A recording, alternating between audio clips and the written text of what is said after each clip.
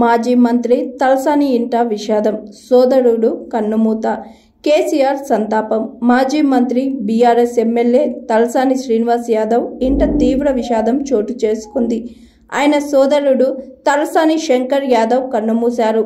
గత కొద్ది రోజులుగా అనారోగ్యంతో బాధపడుతున్న శంకర్ యాదవ్ ఇవాళ తుది శ్వాస విడిచారు. సికింద్రాబాద్ యశోద ఆసుపత్రిలో చికిత్స పొందుతూ తెల్లవారుజామున కన్నుమూశారు.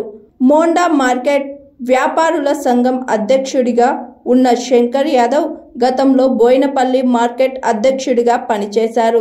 శంకర్ యాదవ్ అకాల మృతితో తలసాని శ్రీనివాస్ యాదవ్ ఇంట విషాద ఛాయలు అలుముకున్నాయి. పార్టీ నేతలు, కార్యకర్తలు, బంధుమిత్రులు ఆయనకు సంతాపం తెలుపుతున్నారు. శంకర్ యాదవ్ మరణం పట్ల బీఆర్ఎస్ అధినేత, మాజీ సీఎం కేసీఆర్ సైతం సంతాపం ప్రకటించారు. వారి కుటుంబ సభ్యులకు కేసీఆర్ తన ప్రగాఢ సానుభూతిని తెలియజేశారు. కష్టకాలంలో భగవంతుడు వారికి ధైర్యాన్ని ఇవ్వాలని ప్రార్థించారు.